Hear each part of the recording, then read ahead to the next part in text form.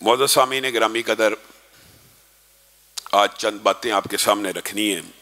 پہلی بات، الحمدللہ گزشتہ جمعے کی طرح اس جمعے بھی عورتوں کی طرف ایک بچی نے قرآن پاک کو مکمل حفظ کر لی ہے۔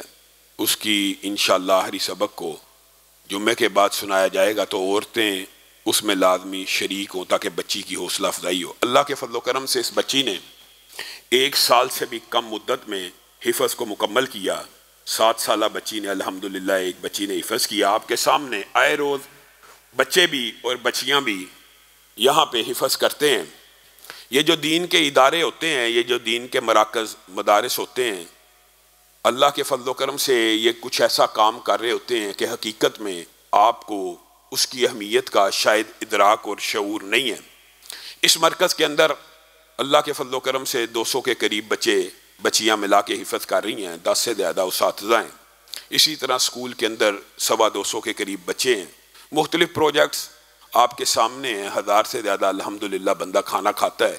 فری غسل تکفین کا انتظام موجود ہے۔ مقابلے کے امتحانات کے لیے ہم نے بغیر تفریق مسلک کے دین پسند طالب علموں کے ساتھ تعاون کا منصوبہ بنایا ہوا۔ مختلف منصوبے، پروجیکٹ، ایجوکیشنل کمپلیکس، عورتوں کا عظیم الشان مرکز، یہ سارے سلسلے آپ لوگوں کے سامنے ہیں۔ ہم کئی مرتبہ اس بات کے اوپر غور کرتے ہیں، جو مالدار لوگ ہوتے ہیں، کئی مرتبہ آپ نے دیکھا ہوگا اور یہ بات حقیقت ہے، مالدار لوگوں کی بھی عجیب کیفیت ہوتی ہے کہ اگر کسی جانور کے اوپر اللہ لکھا ہوا ہے، قدرتی طور پہ کئی مرتبہ ایسی شیپ بن جاتی ہے کہ لگتا ہے اللہ لکھا ہوا ہے یا محمد لکھا ہوا ہے، وہ جانور 5 لاکھ 10 لاکھ کا خرید لیں گے اور وہ مدارس جو لوگوں کے سینوں میں پورا پورا قرآن ڈال دیتے ہیں، ان کے ساتھ تعاون کرنے میں بخیلی کا مظاہرہ کرتے ہیں اور ان کے ساتھ تعاون اس طرح کھل کے نہیں کرتے۔ رمضان آنے والا ہے، کل شعبان کا پہلا دن شروع ہو جانا ہے۔ اللہ ہم سب کو رمضان میں امن اور امان، صحت اور عافیت کے ساتھ لے جائے۔ رمضان عبادات کے لحاظ سے کوئی چھوٹا مہینہ نہیں ہے۔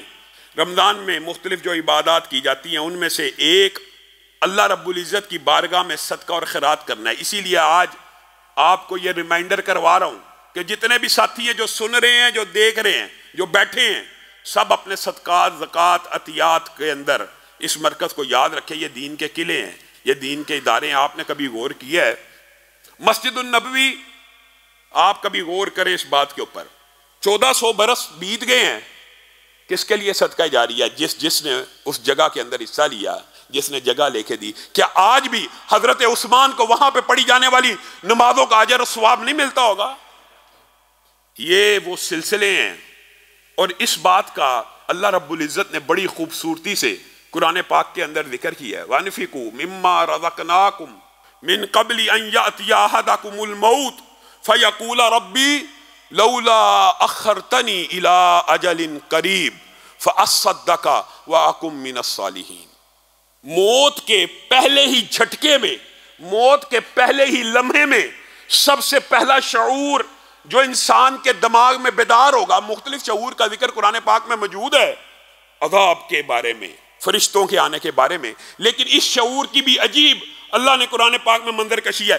سب سے پہلا شعور ابھی موت کے آنے سے چند لمحے قبل ہی جو شروع ہو جانا ہے، جو موت کے فرشتوں کو دیکھتے ہی شروع ہو جانا ہے، من قبل ان یاتی احدکم الموت فیقول ربی لولا اخرتنی الی اجل قریب۔ سب سے پہلا شعور یہ بیدار ہونا ہے۔ جس طرح اس دنیا میں سب سے زیادہ باشعور اس کو کہا جاتا ہے جو پیسوں کو سنبھال کے، سوچ کے، سمجھ کے خرچ کرتا ہے اور پیسوں کے بارے میں اس کا کیلکولیشن، اس کا حساب کتاب بڑا اچھا ہے، اس کو دنیا میں بڑا ماہر معیشت اور دنیا کے اندر سمجھدار سمجھا جاتا ہے، اور موت کے پہلے جھٹکے میں اس کو یہ سمجھ آئے گی یہ جو دنیا کے اندر پیسے کا معاملہ تھا گڑبڑ ہو گئی، گڑبڑ ہو گئی۔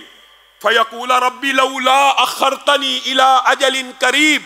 اللہ موت کے جھٹکے میں جو انسان کا پہلا شعور ہوگا، اللہ قرآن میں کہہ رہا، کسی مولوی کی بات نہیں ہے، اے اللہ 1 منٹ، 3 منٹ، 2 منٹ، اس کے علاوہ کیا ترجمہ کیا جا سکتا ہے؟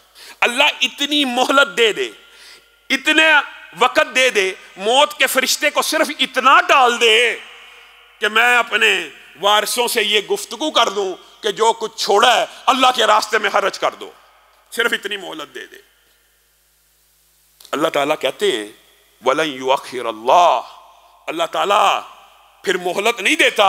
کیوں؟ اللہ کہتا ہے تیری زندگی کتنی تھی، 50 برس، 60 برس، 70 برس، ان 70 برسوں میں تجھے 1 منٹ، 2 منٹ، 10 منٹ نہیں تھے ملے جو اللہ کی بارگاہ میں خرچ کر دیتا، اور یہ شعور اسی وقت بیدار ہو جاتا ہے وَلِلَّهِ مِيرَاثُ السَّمَاوَاتِ وَالْأَرْضِ۔ اور میرے بھائیوں کہاں پہ دھوکے کی زندگی گزار رہے ہیں؟ دنیا کے اندر جتنا سونا چاہے جس مرضی بندے کے پاس ہے، جتنی چاندی چاہے جس مرضی بندے کے پاس ہے، جتنے ہیرے جواہرات چاہے دنیا میں اس وقت تقسیم ہو کے جن لوگوں کے پاس ہیں، وَلِلَّهِ مِيرَاثُ السَّمَاوَاتِ وَالْأَرْضِ، ایک وقت آئے گا یہ سارے کا سارا سونا اسی زمین میں رہ جائے گا، چاندی ادھر ہی رہ جائے گی، ڈائمنڈ ہیرے جواہرات یہیں پہ رہ جائیں گے، یہ اللہ ہی نے پیدا کیے تھے اور اللہ ہی حقیقت میں ان کا وارث ہے، یہ تو تمہارے درمیان صرف تقسیم کیے گئے تھے۔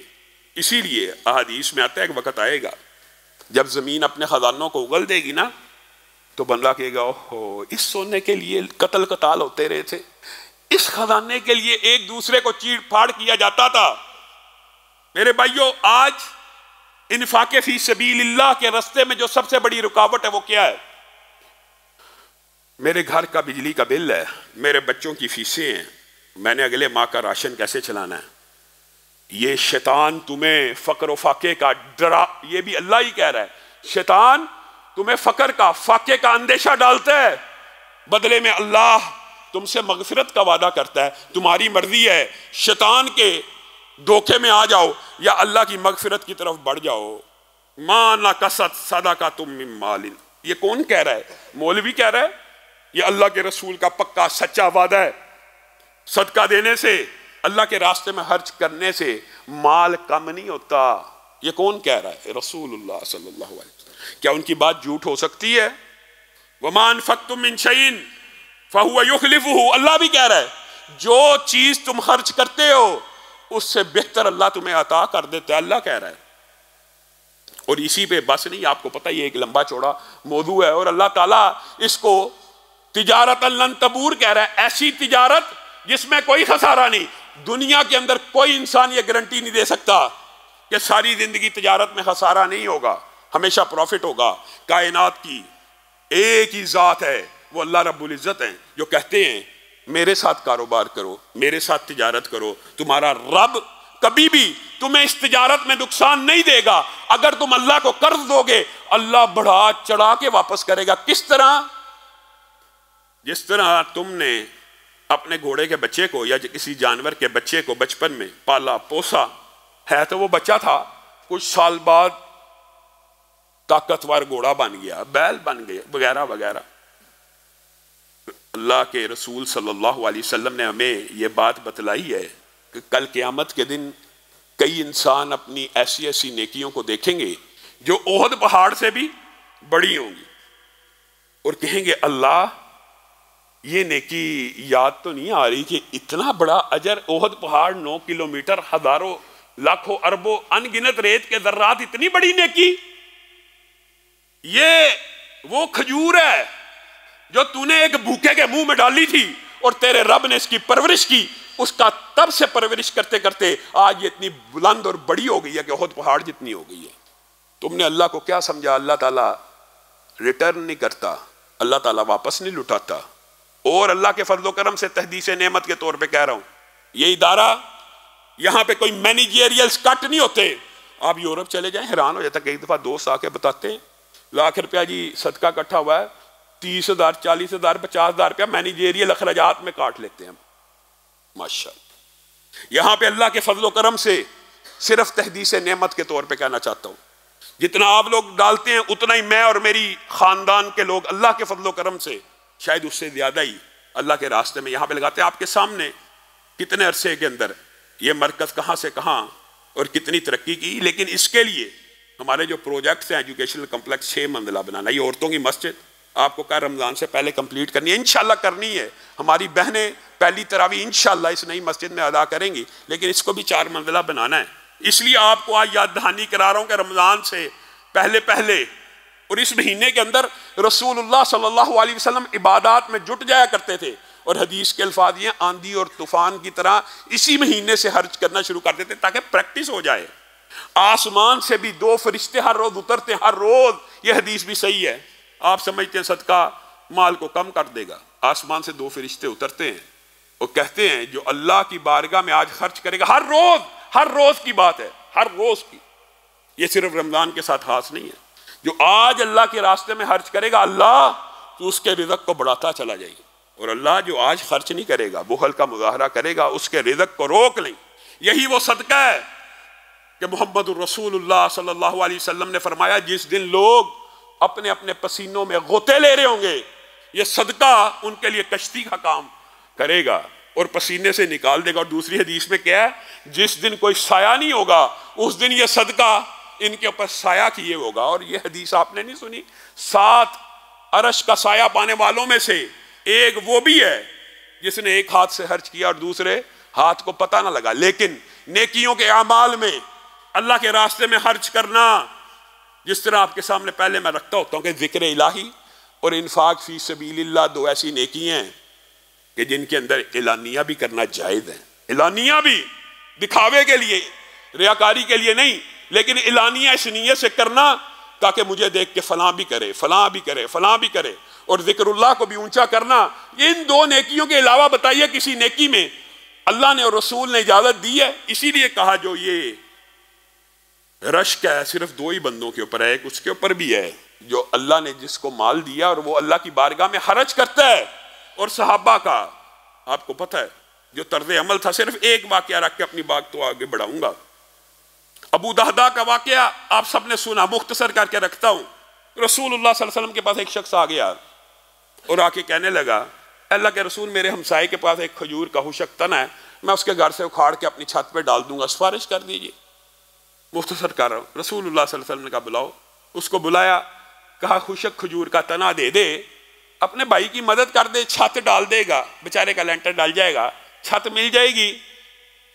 اچھا یہ تو آپ نے بتا دیا، اس کے بدلے میں مجھے کیا ملے گا؟ رسول اللہ صلی اللہ علیہ وسلم کچھ سوچنا شروع ہو گئے کہ کاروباری آدمی ہے۔ رسول اللہ صلی اللہ علیہ وسلم مفہوماً رکھ رہا ہوں، پتہ نہیں رسول اللہ صلی اللہ علیہ وسلم نے کیا سوچا ہوگا، معاذ اللہ غلط بات منہ سے ادا نہ، اللہ تعالیٰ زبان کی ہر خیانت کو معاف کرے۔ رسول اللہ صلی اللہ علیہ وسلم نے کہا دنیا کا تو کوئی مال میں نہیں دے سکتا، علی بتہ کھجور کے اس تنے کے بدلے میں تجھ سے جنت میں کھجور کے ایک درخت کا وعدہ کرتا ہوں۔ بندہ کاروباری تھا، کہنے لگا یہ تو جنت کی بات ہے، جب جنت آئے گی دیکھی جائے گی، اس دنیا میں اس کے بدلے کیا ملے گا؟ رسول اللہ صلی اللہ علیہ وسلم نے کہا دنیا کا کوئی مال میرے پاس نہیں۔ اب وہ ہمسایہ بھی چلا گیا اور وہ بندہ بھی چلا گیا، مدینہ میں بات مشہور ہو گئی، حقیقت بھی یہی تھی، بات یہ حقیقت ہے۔ رسول اللہ صلی اللہ علیہ وسلم صرف جنت میں ایک پودے کا وعدہ نہیں تھے کر رہے، بلکہ اس بندے کے ساتھ جنت ہی کا وعدہ کر رہے تھے۔ اگر وہ بندہ غور کرتا، جنت کے اندر اگر درخت مل جانا تو جنت بھی تو مل ہی جانی ہے، لیکن اس کے ذہن میں اس وقت کاروبار تھا۔ ابو دہدا کے کان سے بھی یہ بات ٹکرائی کہ ایک خشک کھجور کے تنے کے بدلے میں جنت میں کھجور کا ایک تر و تازہ درخت ملے گا، رسول اللہ نے وعدہ کیا ہے۔ وہ سیدھا اس بندے کے پاس پہنچ گئے، کہا وہ خشک تنا مجھے دے دے۔ کہا کیا دو گے؟ بارگیننگ ہوتی رہی، لمبا چوڑا واقعہ ہے۔ ابو دہدا نے کہا میرے پاس یہ ہے، یہ ہے، یہ ہے، آفر لگاتے رہے، وہ کہتا رہا نہیں بارے میں، نہیں بارے میں، یہاں تک کہ ابو دہدا نے کہا میری کل جائیداد ایک 500 ہری بری کھجور کا ایک باغ ہے، اس کے اندر گھر ہے، چشمہ ہے، پانی ہے، وہ پورے کا پورا تجھے دیتا ہوں اور تجھ سے کھجور کے اس خشک تنے کا سوال بھی کرتا ہوں اور تیرا احسان مند بھی ہوں گا۔ کہا سودا ڈن پا گیا، سودا طے پا گیا۔ ابو دہدا گئے، ام دہدا باغ سے باہر آ، بچے کے جیب میں سے بھی سکے نکالے کہ اس باغ کی کمائی ہے، یہ باغ پورے کا پورا کھجور کے خشک تنے کے بدلے میں بیچ آیا۔ ام دہدا نے کہا کس چیز کے بدلے میں بیچ آیا ہے؟ کہا جنت میں ایک پودے کے بدلے 500 کھجوروں کے باغ کا سودا کر آیا ہوں۔ بخ بخ ابو دہدا تو نے بڑا ہی عمدہ سودا کیا، سبحان اللہ، قربان جائیں ایسے صحابیات کے اوپر۔ خشک کھجور کا تنا اٹھائے رسول اللہ کی بارگاہ میں پیش ہو گئے، کہا اللہ کے رسول وہ جو جنت کے ایک درخت کا وعدہ تھا، کیا وہ وعدہ ابھی بھی ہے؟ میں اپنا ہر کچھ بیچ کے آپ کے لیے خشک تنا لے آیا ہوں، اس بھائی کو کہیے اپنے گھر کا چھپر ڈال لے۔ پھر رسول اللہ صلی اللہ علیہ وسلم نے اسی ابو دہدا کے بارے میں کہا تھا ایک درخت کی بات کرتا ہے ابو دہدا، میں نے جنت میں تیرے لیے 1,00,000 کھجور کے ہرے بھرے درختوں کو دیکھا ہے، اس ایک درخت کے بدلے میں، خشک تنے کے بدلے میں۔ میرے بھائیو، جو کچھ اللہ کے پاس بھیجو گے، اللہ کی قسم اس کو وہاں پالو گے۔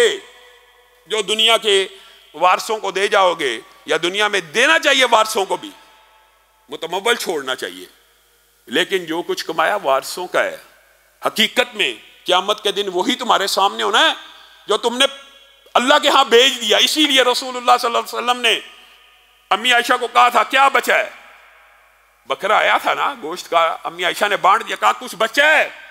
کہا ایک دستی بچی ہے، ایک دستی باقی ہے۔ رسول اللہ صلی اللہ علیہ وسلم نے کہا اس کا مطلب ہے صرف ایک ہی باقی نہیں، باقی سب اللہ کے ہاں باقی ہے۔ یہ آپ کے نبی کی تبلیغ ہے۔ آپ کو اور مجھے چاہیے کہ دین کے اداروں کے ساتھ بڑھ چڑھ کے تعاون کریں، اور اللہ کے فضل و کرم سے آپ سب کے لیے ایک بہت بڑی خوشخبری بھی ہے۔ آئندہ آنے والے جمعے کے اندر اللہ کے فضل و کرم سے اس وقت اہل حدیثوں کے ایک بہت بڑے عالم دین اور محدث دوراں، فقیہ دوراں، اور ایک عصر حاضر کے ولی اللہ، جن کی زیارت کے لیے لوگ میلوں سفر کر کے فیصل آباد جاتے ہیں، آپ سب کے لیے خوشخبری ہے کہ اگلا جمعہ حافظ مسعود عالم صاحب اسی مرکز میں پڑھائیں گے۔ آپ سب نے اس جمعے کے اندر بھی شامل ہونا ہے، اور اس طرح کے اولیاء اللہ کی باتیں، اس طرح کے محدثین کی باتیں اگر آپ ذہن نشین کریں، جن کی مجلس میں بیٹھ کے بھی لوگوں کو اللہ یاد آ جاتا ہے، آپ سب نے ان کے جمعے میں بھی شرکت کرنی ہے۔ اور آخر میں ایک بات کہہ کے میں اپنی بات کو ختم کروں گا۔ اللہ کے فضل و کرم سے آپ سے وعدہ کیا تھا کہ لاہور کے اندر جہاں جہاں عورت مارچ ہوگا، مرکزی جمعیت اور ہم وہاں حیا مارچ کا انعقاد کریں گے۔ 8 مارچ کو ان حیا باختہ عورتوں نے بے حیائی کا مارچ پریس کلب کے باہر 2 بجے رکھا ہے، تو اللہ کے فضل و کرم سے حسب وعدہ مرکزی جمعیت اہل حدیث نے علامہ معتصم الہی ظہیر، ریاض الرحمن یزدانی، بابر فروق رحیمی صاحب کی قیادت میں، حافظ سلمان اعظم کی قیادت میں اسی 8 مارچ کو 2 بجے پریس کلب کے باہر حیا مارچ کا انعقاد کیا۔ سب ساتھی شامل ہوں گے؟ آپ سب نے اس اہلاک باختہ اور بے حیائی کے مارچ سے اظہار بیداری اور برات کا اظہار کرنے کے لیے صرف اس حیا مارچ میں شرکت کرنی ہے۔ انشاءاللہ پرامن ہوگا، لیکن اس کا اعلان یہی ہوگا کہ یہ ہمارا کلچر نہیں ہے، یہ میرا جسم میری مرضی اسلام کی بیٹیوں کا کلچر نہیں ہے۔ اسلام کی بیٹیوں کا کلچر یہ ہے، میرا جسم اگر ہے تو اس پہ مرضی چلے گی، رب کی چلے گی۔ دنیا کے اندر آپ نے دیکھا ہوگا بالعموم 90% سے زائد ممالک جو اسلام کے اوپر نہ بھی یقین کریں، وہ بھی میرا جسم میری مرضی جیسے کبھی نعرے کے اوپر کسی کو خودکشی نہیں کرنے دیتے۔ خودکشی کیوں جرم ہے؟ جسم اگر تیرا ہے تو پھر خودکشی کی بھی اجازت تو نہیں۔ چند ملکوں میں اگر ہے تو، لیکن 90% سے زیادہ ممالک میں نہیں ہے۔ تو یہ جسم، یہ ہاتھ، یہ سب اللہ کی امانتیں ہیں، ان کو انہی جگہوں پہ استعمال کرنا چاہیے جہاں اللہ چاہتا ہے